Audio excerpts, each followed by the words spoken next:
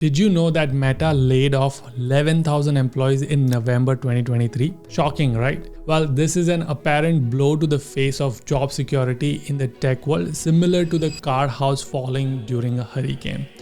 Are you prepared for such drastic change in your profession? In these turbulent economic times, you must have a fail-safe strategy. But what would I do if I were looking for a tech job this year? Wanna know? So without further ado, let's dive in. Over the last 6 years, I have been fortunate enough to work as a hiring manager or be a part of a hiring team. In my last company, I led a dynamic team of 6 software engineers here in United States, and at the same time, I also manage an offshore team in India. Throughout this period, I played a vital role in different hiring committees. Now, fast forwarding to the tech job landscape of 2024, I must say it is a world of interconnected pathways. If I were in your shoes preparing for a tech job in this day and age, I would start this journey filled with strategic moves. So let's start things off with classic resume building task. Imagine it is as the opening scene in the grand play of your career.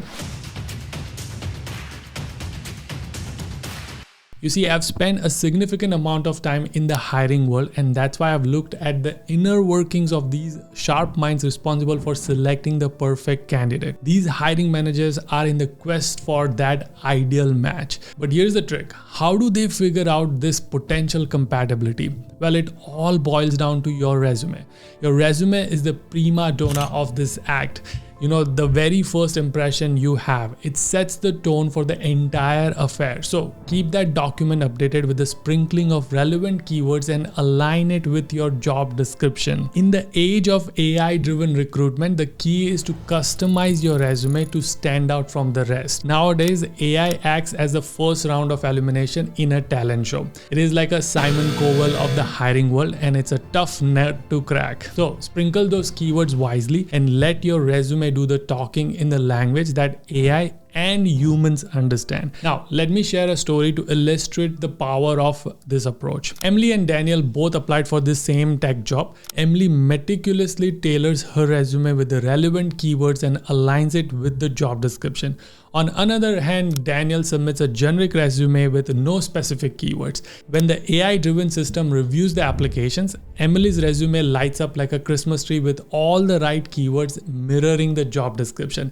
It is like an instant match, and she moves on to the next round. Daniel, however, falls into the digital abysses as his resume does not resonate with the AI and human criteria. So take a guess, who gets the interview call at the end? Emily, obviously, thanks to her well-crafted resume that effortlessly sailed through the AI scrutiny. So remember, in this tech job landscape, your resume is your golden ticket and the keywords are the keys to unlocking your potential. But what after nailing your resume?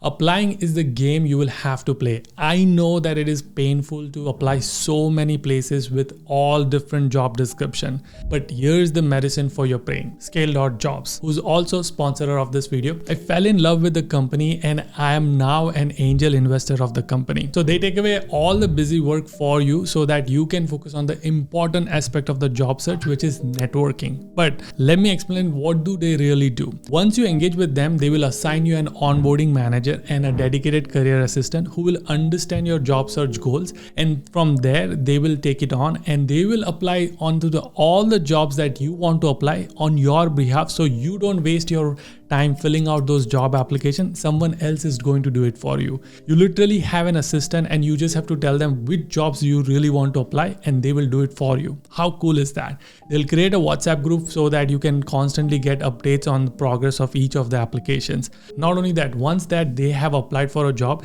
and now you want to do some personalized cold email outreach or LinkedIn message to the recruiter or hiring manager, which I highly recommend, you can do that within just one click and it will customize every single cold email or a message or a cover letter that you want to generate for a specific job, which is mind-blowing. So I highly recommend to check it out. And if you have any questions on the entire process, feel free to book a free discovery call. They will explain and walk you through the entire process. And here's the other thing, that if you use my link, which is link in the description, not only that you'll get the discount of $25 on any service that you choose, but also you will get another $100 worth more of job search application materials for you. But here's the prominent question that goes around in everyone's mind. How do people seem to effortlessly land these great opportunities? How do they consistently hear about these opportunities in the first place? That's where, my friends, networking come into play.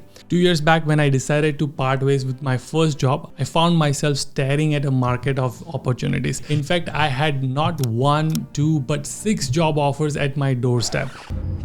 ऐ मालक तेरे बंदे हम, ऐसे हो हमारे करम. I know it sounds like a dream, but it is actually possible. And best part, I didn't even apply to 4 of them. Instead, they came knocking via back doors of my professional networks, my former colleagues and my industry pulse who had my back. You see, it all comes down to relationship. You nurture them while you are in trenches of your career. These co-workers you shared countless, back office coffees and, go on a walk and all of that. When the right time comes, they are there to help you. Well, when I embarked my job search, I just reached out to them saying that, hey, I'm on hunt for a new opportunity. The reason it worked like a charm, I had cultivated these relationship and connection, and they were well versed with my work ethic and they knew in and out like how I work.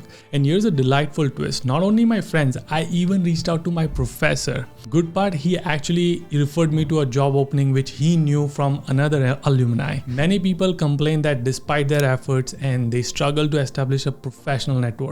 But why is that? Well, here's my humble suggestion. It is not about donating money. Rather, the focus should be how can you use your skill set to help others. You don't have to just make it transactional. You have to build a relationship. Wondering why my professors and colleagues were so eager to assist me? It is because I had consistently offered my support to them when they needed it. This is my secret sauce to inspire that relationship and reciprocity. Being proactive and present in the professional arena doesn't make you appear desperate, but rather it showcases your enthusiasm. In fact, my previous company bid me a heartfelt farewell with smiles that could light up the entire room. Networking is your secret weapon. Your connection can be the key that unlocks the door you didn't even know existed.